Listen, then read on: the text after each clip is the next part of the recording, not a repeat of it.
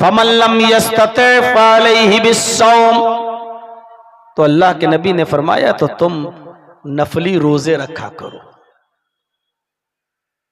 रोजा नफली, इसलिए कि रोजा रखने से इंसान की शहवत कंट्रोल में हो जाती है। रोजा रखने से इंसान के अंदर तकवा और परहेजगारी आता है। परहेजगारी जब आती है, तकवा आता है, तो रोजा जब रखोगे तब भी तुम दूसरों की मां बहन बेटियों पर गलत नजर नहीं डालोगे। निकाह का ये फायदा बयान किया है मुहम्मदुर रसूलुल्लाह सल्लल्लाहु अलैहि वसल्लम ने। क्या ये फायदे हमारी शादियों में नजर आ रहे हैं? एक हदीस पढ़ी है अभी हमने आपके सामने, सिर्फ एक हदीस। इस हदीस पर अगर गुफ्तगू करूं तो बहुत लंबी बात आगे बढ़ सकती है। ताकत में क्या चीजें शामिल हैं, नान नफके में क्या क्या चीजें शामिल हैं, बीवी को खिलाने और पिलाने की ताकत। इसका ये मतलब नहीं कि वो बीवी जब तुम्हारे घर पे आए तो रोजाना पिज्जा मांगे, रोजाना बर्गर मांगे, रोजाना बिरयानी मांगे तो उसको खिलाओ, नहीं। अपनी बीवियों के साथ रहो दस्तूर के मुताबिक, यानी मुआशरे में, समाज में और सोसाइटी में खाने और पीने का जो रवाज है, जो चलन है, उसके मुताबिक। अगर आपके यहाँ दाल भात खाया जा रहा है तो आपको अपनी बीवी को वही खिलाना है। आपके यहाँ अगर 200-250 रुपए की साड़ी पहनाई जा रही है तो आपको अपनी बीवी को वही पहनाना है। अगर वो 10,000 का सूट मांगेगी तो उसकी बात नहीं मानी जाएगी। ये अलबात में शामिल है खिलाने की। जो तुम खाओ वो अपनी बीवी को खिलाओ, जो तुम पहनो वो अपनी बीवी को पहनाओ। खबरदार अपनी बीवी के गाल पर कभी थप्पड़ मत मारो, वो दूसरी बहस हो जाएगी, फिर हम दूसरी तरफ बहक जाएंगे। आए नौजवानों, अपनी बीवी को खिलाने पिलाने की और उसका पर्सनल हक अदा करने की ताकत है। उसको रखने के लिए, सर छिपाने के लिए जगह दे सकते हो। जो तुम पहनते हो वही उसको पहना सकते हो, जो तुम खाते हो वही उसको खिला सकते हो, जहां तुम रहते हो उसको वहीं रख सकते हो।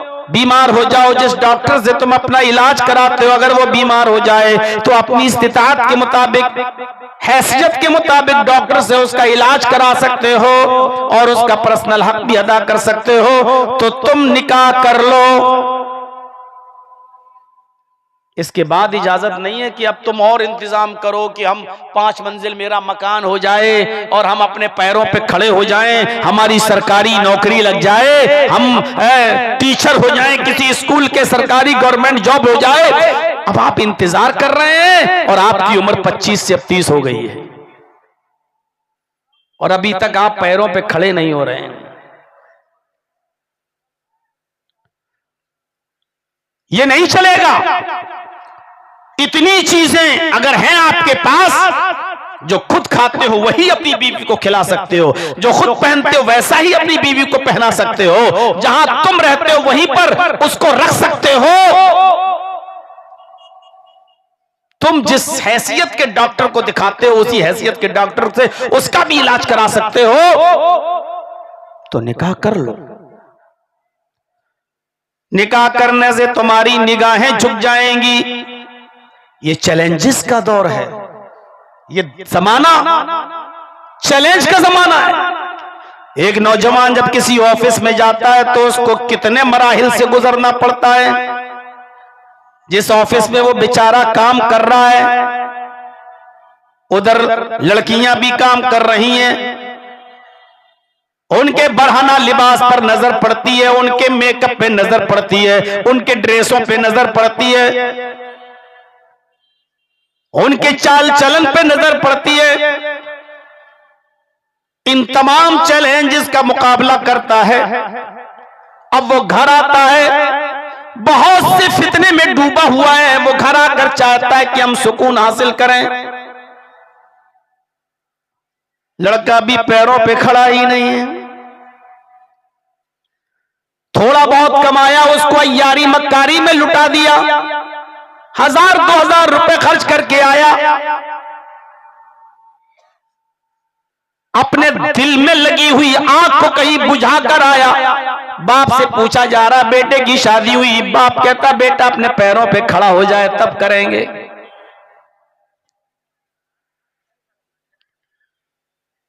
शादी का सबसे पहला फायदा यह बताया कि निकाह करने से इंसान की निगाहें झुक जाती हैं और उसकी शर्मगाह की हिफाजत होती है। तो आए नौजवानों, असगर साहब कह रहे थे ना, दुनिया बुरा माने मानती रहे, नाराज होती है होती रहे, हमें बारात नहीं लेके जाना है तो नहीं लेके जाना है, नाजायज है तो नाजायज है। आपको एक तरफा फैसला करना पड़ेगा। समाज को राजी करो तो अपने रब को नाराज कर लो, और रब को राजी करना चाहो तो समाज को भी नाराज करना होगा। आप चाहो तो रब भी राजी रहे और समाज भी खुश रहे, तो ऐसा हो नहीं सकता। अल्लाह को राजी करना चाहते हो तो समाज को नाराज करना होगा, और समाज को अगर राजी रखना है तो अल्लाह को नाराज करना होगा। आप सोच लो, इन दोनों में से, समाज और अल्लाह की नाराजगी में से किसकी नाराजगी बड़ी है? हर आदमी अपना फायदा देखता है, आप भी अपना फायदा देखिए। समाज को नाराज करने में फायदा है या अल्लाह को नाराज करने में फायदा है? बिजनेस का दौर है, आप भी बिजनेस कीजिए। तिजारत का दौर है, आप भी तिजारत कीजिए। अल्लाह की नाराजगी मोल ले सकते हो? और अल्लाह अगर आपसे, हमसे नाराज हो जाए तो क्या हमें और आपको जिंदगी में सुकून मिल सकता है? पहली चीज ये बताई कि निकाह कर लो, उसका फायदा भी बता दिया। अब दूसरी चीज एक और बताई जा रही है, गौर से सुनिएगा। निकाह करो तो किससे करो? जब निकाह करने जाओ तो इंतखाब किस लड़की का हो?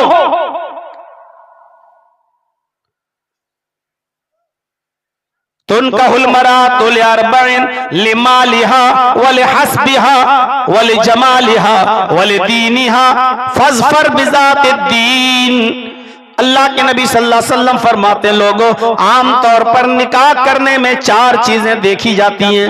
लोग निकाह करते वक्त इन 4 चीजों पर नजर डालते हैं। लिमालिहा, समाज का एक तबका होता है जिसको लड़की पढ़ी लिखी से कोई मतलब नहीं, हस्बो नसब से कोई मतलब नहीं, हुस्न जमाल से कोई मतलब नहीं। समाज का एक तबका ऐसा होता है जो सिर्फ ये देखता है कि हम जिस लड़की के साथ अपने बेटे की शादी कर रहे हैं वहां हमें माल कितना मिलेगा। लिमालिहा, ये नजर होती है कुत्ते की, उस घर पर की हमें हड्डी कहां से मिलेगी। मिसाल बहुत सख्त है लेकिन सही है, हमें कोई पछतावा नहीं है इस मिसाल को पेश करने में। जिसके अंदर ये सिफत हो उसको बुरा लगे, मेरे बाप का क्या जा रहा। तो समाज का एक तबका ये देखता है कि हमें माल कितना मिलेगा, और यही से मामले बिगड़ते हैं। साहब, आप जो कुछ भी देंगे हमें थोड़ी देंगे, आप तो जो कुछ भी देंगे वो तो अपनी बेटी को देंगे।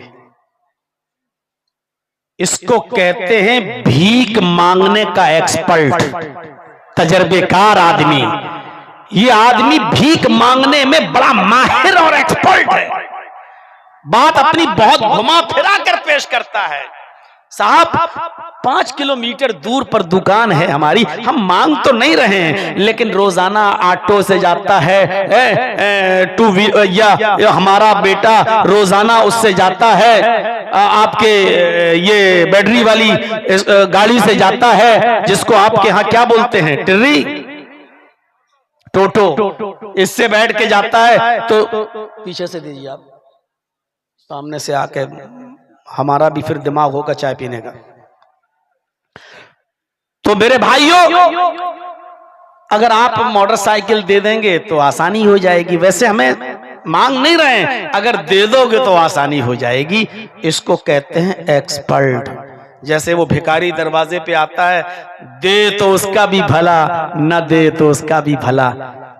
हालांकि वो न देने वाले का भला नहीं सोच रहा है, लेकिन ये उसकी स्टाइल है, भीख मांगने में एक्सपर्ट है, तजर्बेकार है। इसी तरीके से ये भी तजर्बेकार है। हम मांग नहीं रहे हैं, ये किराया बच जाएगा अगर आप उसको बाइक दे दोगे, मोटरसाइकिल दे दोगे।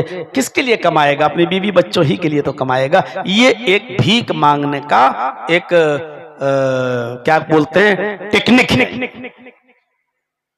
तो कुछ लोगों की, समाज के कुछ लोगों की नजर इस पे होती है। लिमालिहा, हमें माल कितना मिलेगा। वलिहस्बिहा, कुछ लोग होते हैं हस्ब नसब देखते हैं, जात बिरादरी देखते हैं। जर्जीत साहब अंसारी हैं तो लड़की भी अंसारी हो, हम खान हैं तो लड़की भी खान हो, हम 5 मंजिला बिल्डिंग के मालिक हैं, स्टेटस में लड़की का बाप भी 5 मंजिल की बिल्डिंग का मालिक होना चाहिए। हमारा बेटा बीकॉम एमकॉम किया है तो लड़की भी कम से कम एमकॉम ना सही तो बीकॉम होनी चाहिए। स्टेटस हमारा ऊंचा होना चाहिए, स्टेटस। कुछ लोग होते हैं जो हस्ब नसब देखते हैं कि हम जिस खानदान के हैं, हमारा खानदान, हमारा हस्ब नसब जो है वो लड़की का है या नहीं। आप सुनने आए हो, मुझी को आपसे माफी मांगना पड़ रही है। ये चैनल वाले नहीं नीचे कर पाएंगे, इनका चैनल चलता है, इनको यूट्यूब से बहुत कमाई होती है, इनकी चलने दीजिए। ये लोग उतना ही ऊंचा है जितना हमने कहा था, अभी कुछ नीचे नहीं हुआ है। लेकिन ये नहीं मानेंगे अपनी हरकत से। जब तक हम इन सबको हटाकर बंद नहीं करेंगे तब तक ये अपनी हरकत से बाज नहीं आएंगे। क्या फर्क पड़ रहा है? हमको यहां आदमी नहीं दिखाई दे रहे हैं, वो और मौलवी होंगे जो अकेले में बिठा दो तब भी बोल देंगे। हम नहीं बोल पाते हैं यार, मेरी आदत नहीं है। ये बताइए, इसको बिल्कुल इस लेवल पे होना चाहिए। यहां बिल्कुल आप खड़ा किए बैठे हैं, और जैसे ही हमने बोलना शुरू किया फिर धीरे धीरे ऊपर हो गया है। हम नहीं देख रहे हैं क्या? अब अगर नहीं माने तो ऐसी मिसाल दूंगा कि या तो भागोगे या गाली दोगे फिर हमको। उसने उठा के ऊपर से नीचे कर दिया। ये ऊपर वाले कैसे नीचे होंगे? उधर का उठा के नीचे कर दिया, उससे तो हमें कोई दिक्कत ही नहीं है। ये उन ऊपर वालों से दिक्कत है, ये जो मोबाइल लगे हुए ऊपर,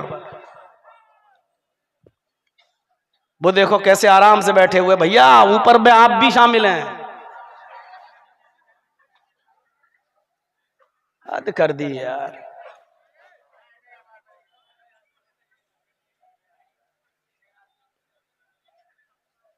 कितना रुपया महीना आ जाता है यूट्यूब से? सही बताइएगा ईमानदारी से। आज इन सबसे चंदा लीजिएगा मदरसे वाले, ये हिफ्स के लिए सब मदरसे में 1 महीने का पूरा 1 दिन का एक हर चैनल वाला दे। छोड़ दो बेटा, नहीं कर पाओगे तुम। हम जितना नीचा चाहते हैं उतना नहीं कर पाएंगे, तुम्हारे बाप क्या दादा भी नहीं कर पाएंगे। आप नहीं कर पाओगे, रहने दीजिए। आप ही लोग थोड़ा सा बर्दाश्त कर लीजिए, आ जाने दीजिए इनकम इनके खाते में। कल से आओ, तुम्हारे एक भी चैनल हम लगने देते हैं तब बताएंगे हम। तो मेरे भाइयों, हस्बो नसब की दूसरी चीज बताई गई, हस्बो नसब। हम इतने ऊंचे खानदान के हैं तो लड़की भी ऊंचे खानदान की होनी चाहिए। और तीसरी चीज क्या देखी जाती है? वली जमालिहा, खूबसूरती देखकर शादी की जाती है। खुद चाहे जैसा रहे, लेकिन जिससे शादी करना है वो हूर होना चाहिए। खुद चाहे शादी के बाद दोनों को खड़ा कर दिया जाए तो देखने वाला कहे पहलुए हूर में लंगूर, खुदा की कुदरत। खुद लंगूर सा दिखे लेकिन बीवी हूर सी होनी चाहिए। कुछ लोग ऐसे हैं जो खूबसूरती देखकर शादी करते हैं, उनको कुछ नहीं। वो नेपालन की तरह चपटी हो, टिपटी हो, पिचकी हो, कुछ नहीं, गोरी हो, खूबसूरत होनी चाहिए। कुछ होते हैं जो हुस्नो जमाल देखकर शादी करते हैं, और कुछ लोग ऐसे भी हैं, समाज का एक तबका ऐसा भी है जो चौथी चीज को भी देखता है, क्या? वलिदीनिहा, दीनदारी, लड़की दीनदार हो।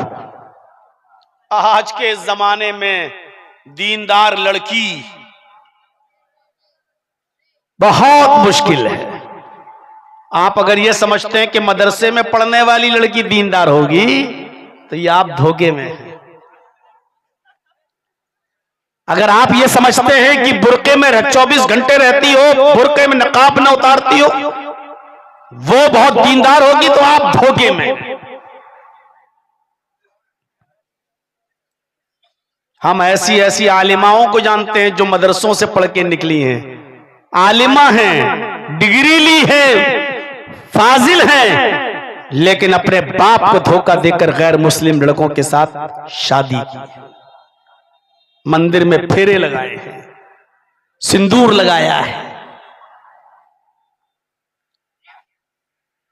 आज के जमाने में दीनदार लड़की मिल जाए ये बहुत बड़ी नियामत है, लेकिन मसला यह है कि दीनदार लड़की हम पहचानेंगे कैसे? यकीनन ये मुश्किल काम है, ये बहुत मुश्किल काम है। तो 4 चीजें देखकर शादी की जाती हैं। अल्लाह के नबी सल्लल्लाहु अलैहि वसल्लम ने कामयाब किसको कहा है? आपने फरमाया फस्फर बिज़ातिद्दीन, दीन को देख, दीनदार लड़की को तरजीह दो, दीनदार लड़की को। अभी मैं बताऊंगा, अभी तो मैं तमहीद बांधा हूं, मैं तमहीद। ये चैनल वालों ने अभी मिजाज बनने ही कहा दिया, मेरा मूड अभी तक बना नहीं है। अभी दीनदारी का मायार बताऊंगा अभी आपको, और ऐसी दीनदारी का मायार आज न मदरसे की लड़कियों में मिलेगा, न उन मौलवन और आलिमा बनाने वाले उनके माँ बाप के अंदर ये दीन का मायार उनको मिलेगा। मेरे भाइयों, सिर्फ ये कह देना कि मेरी बेटी ने कुरान पढ़ लिया, माशाअल्लाह, मदरसे में पढ़ती है, ये मदरसे में पढ़ लेना दीनदारी का मायार नहीं होता है। क्या मदरसे में पढ़ने वाला और मदरसे से पढ़ के निकलने वाला हर मौलवी दीनदार होता है? अगर डॉक्टर बनने के बाद बहुत से डॉक्टर लुटेरे होते हैं, इंजीनियर बनने के बाद बहुत से इंजीनियर चोर होते हैं, ऐसे ही मदरसों से पढ़ने के बाद बहुत से मौलवी भी चोर होते हैं। रमजान के महीने में मैं अक्सर अपने इलाके में रहता हूं, इटावा में, इतने मदरसे वालों को फर्जी पकड़ता हूं जिनका कोई मदरसा नहीं। कहां से आ रहे हैं? बिहार से। कहां से आ रहे हैं? झारखंड से। कहां से आ रहे हैं? बंगाल से। और मेरा चप्पा चप्पा देखा हुआ बिहार का, बंगाल का, झारखंड का। अक्सर मैं बगैर टोपी के मस्जिद में जाता हूं ताकि कोई मुझे पहचाने नहीं, और जब वो ऐलान करता मैं फला जगह से आया हूं, मैं मदरसे में इतने पहुंच जाता हूं, दिखाइए तो जरा, फोन लगा देता हूं, उसी इलाके में पकड़ा जाता है। कोई एक लतीफा है, सुने ना आप, थोड़ा सा रात ज्यादा हो गई है, जाग जाइए, एक लतीफा सुनाता हूं। दुनिया में सबसे ज्यादा ताकतवर चीज क्या है? लोहा। कितना ताकतवर होता है? लेकिन लोहे से भी ज्यादा ताकतवर चीज क्या है? आग, जो लोहे को भी पिघला देती है। और आग से भी ज्यादा ताकतवर चीज क्या है? पानी, जो आग को भी बुझा देता है। और पानी से भी ज्यादा ताकतवर चीज क्या है? इंसान, जो पानी को भी पी जाता है। और इंसान से भी ज्यादा ताकतवर चीज क्या है? मौत, जो इंसान को निगल लेती है। और मौत से भी ज्यादा ताकतवर चीज क्या है? सदका, जो मौत को भी टाल देती है। और सदके से भी ज्यादा ताकतवर चीज क्या है? मौलवी जो सदका भी खा जाता है। तो बताइए सबसे ज्यादा ताकतवर कौन हुआ?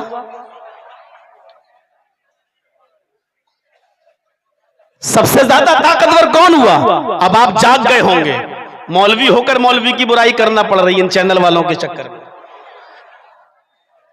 दुनिया में सबसे ज्यादा ताकतवर लोहा, लोहे से भी ज्यादा ताकतवर आग जो लोहे को पिघला देती है।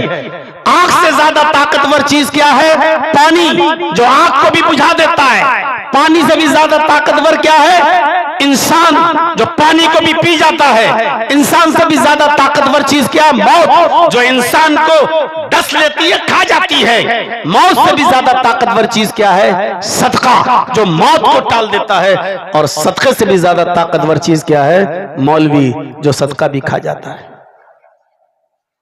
तो मौलवियों से टक्कर मत लेना, अच्छे बुरे सब में है।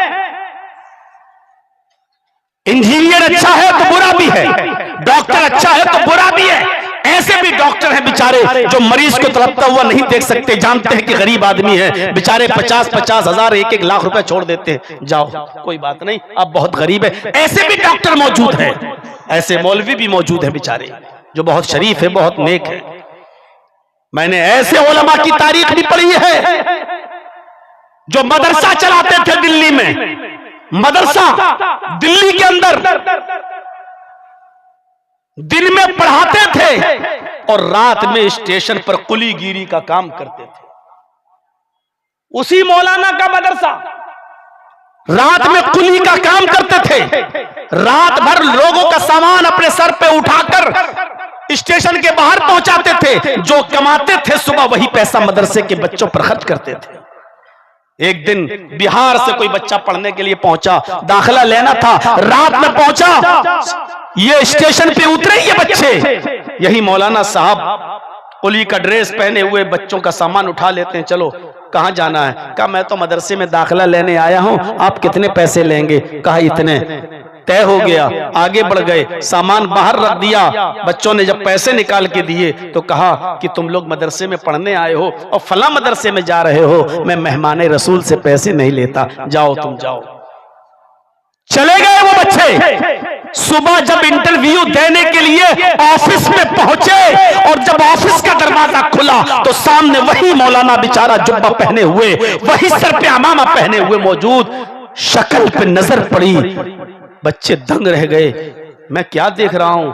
ये वही शक्ल जो रात में हमारा सामान उठा रहा था कुली बनकर और आज मदरसे में पहुंचा है इंटरव्यू लेने के लिए। मौलाना ने जल्दी से दरवाजा बंद किया, कहा बच्चों मेरे रात के बारे में किसी को मत बताना, मेरा रात वाला मामला कोई नहीं जानता सिवाय अल्लाह के। तुमने देख लिया है, मेरी ये बात किसी को मत बताना।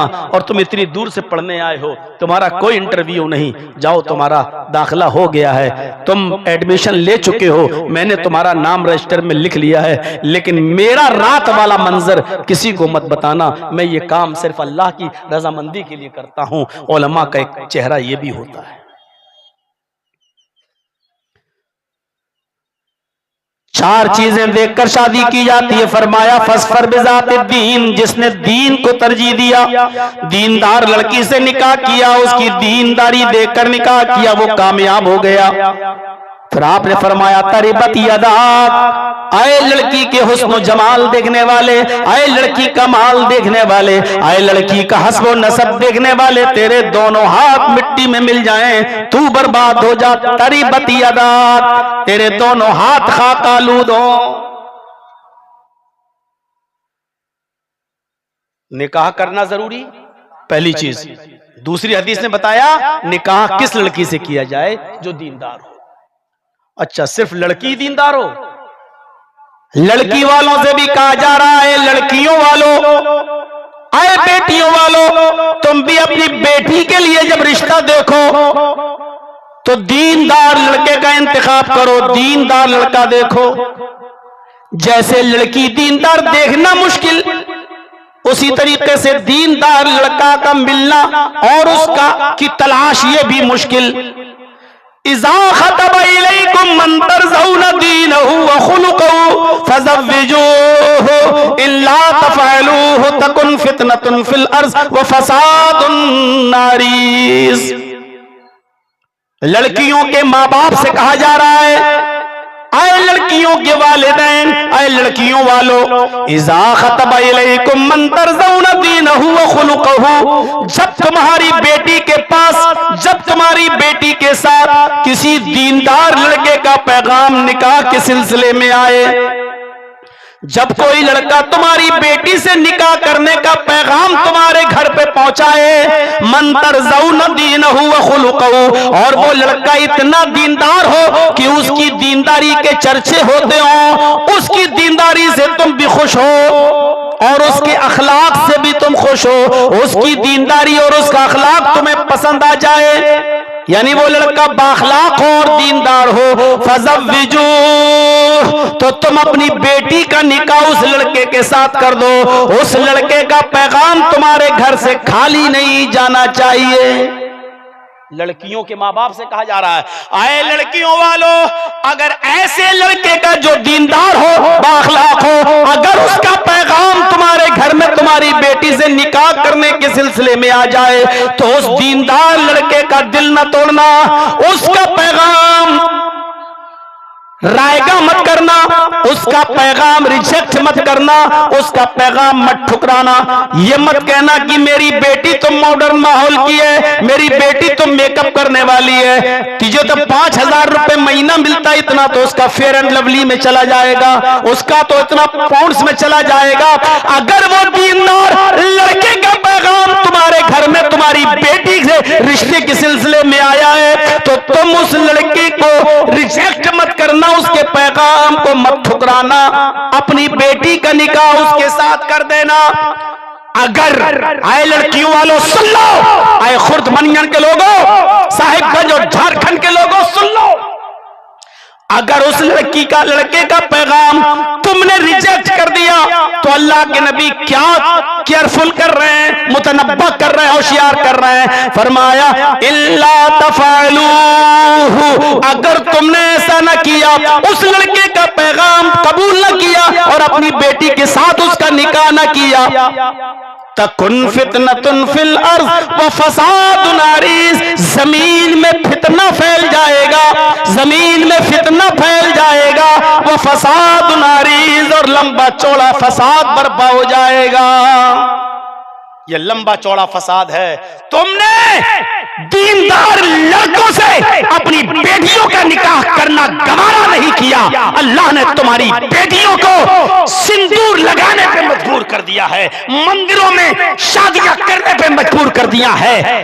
3 लाख लड़कियां सिर्फ महाराष्ट्र के अंदर ऐसी हैं, 3 लाख लड़कियां ओनली महाराष्ट्र के कोर्ट में ये एप्लीकेशन दे चुकी हैं कि मेरी उम्र 17 साल की है, इसलिए मैं अभी अपनी मर्जी से शादी नहीं कर सकती, 1 साल के बाद मैं अपनी मर्जी से राकेश, रंजन, पप्पू, फला से मैं अपनी मर्जी से शादी करूंगी, उस वक्त मैं बालिग हो जाऊंगी, मेरा बाप, मेरा भाई इंटरफियर कर सकता है, लिहाजा मैं आज ही एप्लीकेशन दे रही हूं कि मेरी बाप की ना सुनी जाए, मेरे भाइयों की ना सुनी जाए, मेरे समाज की ना सुनी जाए, मैं अपनी मर्जी से फला फला के साथ शादी के बंधन में उसी धर्म के अनुसार चेंज होने के लिए तैयार हूं जिस धर्म का वो मानने वाला है। ये 3 लाख मुस्लिम लड़कियों की एप्लीकेशन सिर्फ महाराष्ट्र के अंदर मौजूद है। तुमने दीनदार लड़कियां नहीं देखी और लड़कियों वालों ने दीनदार लड़के नहीं देखे, तो जमीन में ऐसा फितना फैला, ऐसा फितना फैला कि आज देख लो क्या कारनामे हो रहे हैं। सुनते हो ना, उत्तर प्रदेश का एक गुंडा ऐलान करता है कि जो भी हमारा हिंदू भाई किसी मुसलमान लड़की से शादी करेगा तो उसको इतने लाख रुपए का चेक दिया जाएगा और इतने इतने साल तक उसको रहने के लिए फ्लैट मिलेगा। और फितना क्या होता है, इसके ऊपर कोई कार्रवाई नहीं हो सकती। क्यों? क्योंकि आप भी जानते हैं कि उसके ऊपर किसका हाथ है। और अभी आप कह के देखिए, आप कह के देखिए, कोई इस कौम की लड़की से शादी करके लाएगा तो इतना पैसा, अभी धर्मांतरण के चक्कर में और धर्म परिवर्तन के चक्कर में, लव जिहाद के चक्कर में आप अपनी जमानत नहीं करा पाएंगे। हम आह भी करते हैं तो हो जाते हैं बदनाम, और तुम कत्ल भी करते हो तो चर्चा नहीं होता। ये फितने तो देखोगे, ये जमीन पर फसाद देखोगे। क्यों? क्योंकि लड़के वालों ने दीनदार लड़कियां देखना छोड़ दी और लड़कियों वालों ने दीनदार लड़के देखना छोड़ दिए। देखो ये दिन, आज क्यों रो रहे हो? अल्लाह के रसूल ने तो 1400 साल पहले कह दिया था कि जमीन में फितना फैल जाएगा और लंबा चौड़ा फसाद होगा। देखो, लड़कों वालों से भी कहा कि तुम सिर्फ दीनदारी देकर शादी करो, लड़कियों के माँ बाप से भी कहा कि तुम लड़के के अंदर दीनदारी देखो, और दीनदार लड़के का पैगाम तुम्हारे पास आ जाए तो उसको रिजेक्ट मत करो। अब दुनिया कुल्लुहा मताउन व खैरु मताए दुनिया अल मरातु सालिहा। आए नौजवानों, दुनिया पूरी की पूरी फायदा हासिल करने की चीज है।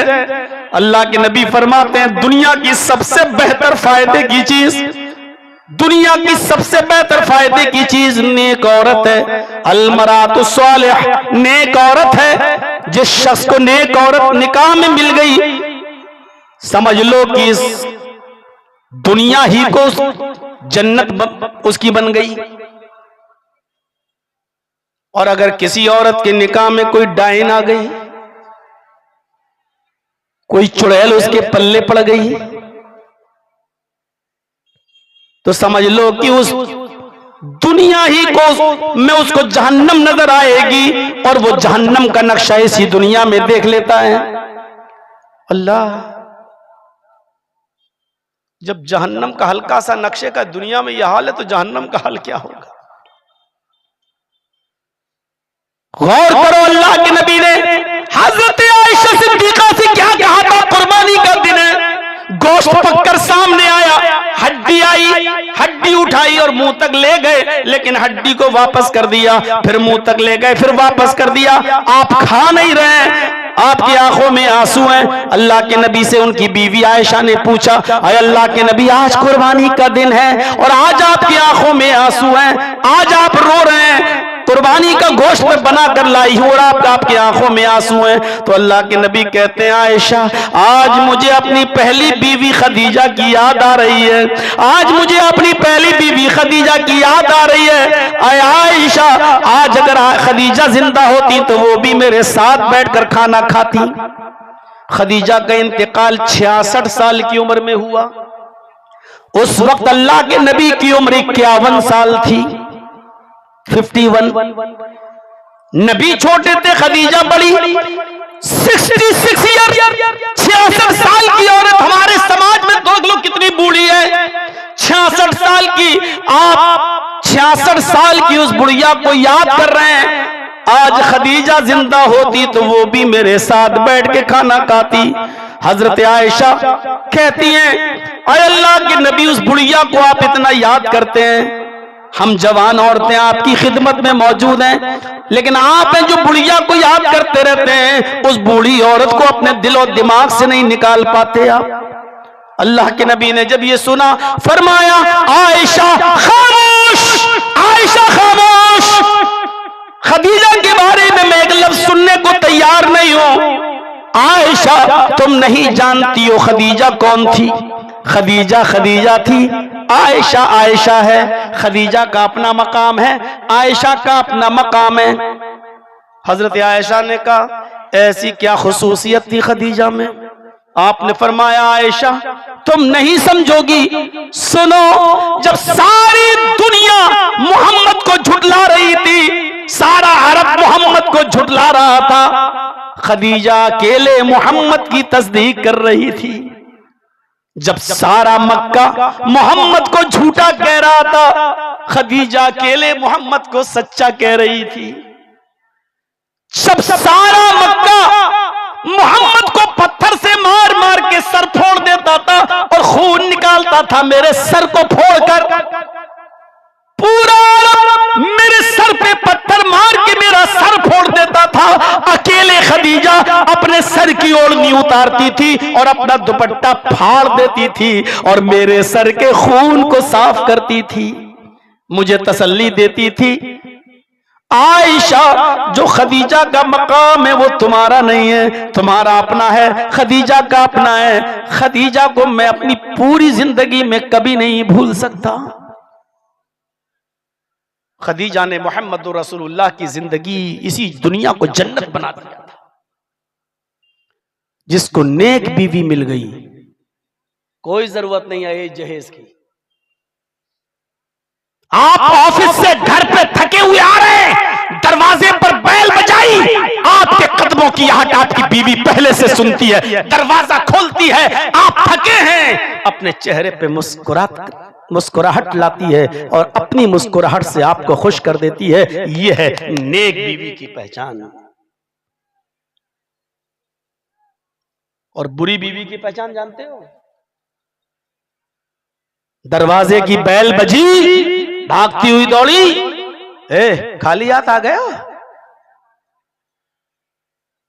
क्रीम नहीं लाए, पाउडर नहीं लाए,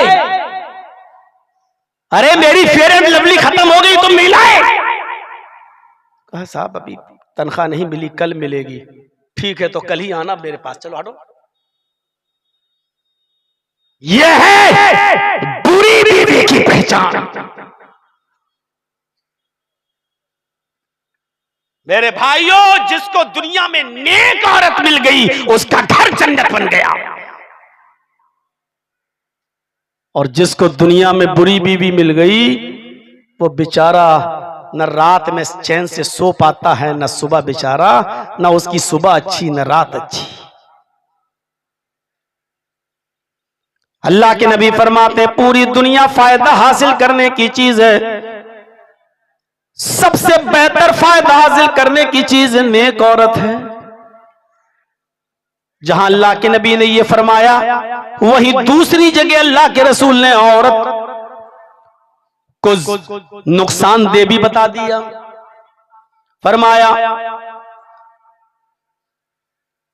अद्दुनिया हुल्वतुन खज़िरतुन व अन्नल्लाह मुस्तखलिफुकुम फीहा, ये दुनिया बहुत मीठी है, सरसब्ज़ व शादाब है, दूर से देखने में बहुत अच्छी नजर आती है, और अल्लाह रब्बुल आलमीन तुम्हें इस दुनिया का जानशीन बनाएगा।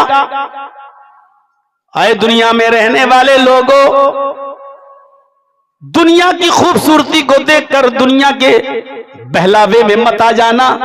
फत्तकुद दुनिया वत्तकुन निसा, दुनिया से बचे रहना और औरतों से बचे रहना। गौर करिए, एक तरफ अल्लाह के नबी कहते हैं दुनिया में सबसे बेहतरीन फायदा हासिल करने की चीज नेक औरत है, और दूसरी तरफ अल्लाह के नबी क्या कह रहे हैं? दुनिया से बचना और औरतों से बचना। फ़इन्न अव्वल फितनत बनी इसराइल कानत फिन निसा, बनी इसराइल में सबसे पहले जो फितना बर्पा हुआ था वो इसी औरत के सिलसिले में हुआ था। एक औरत ने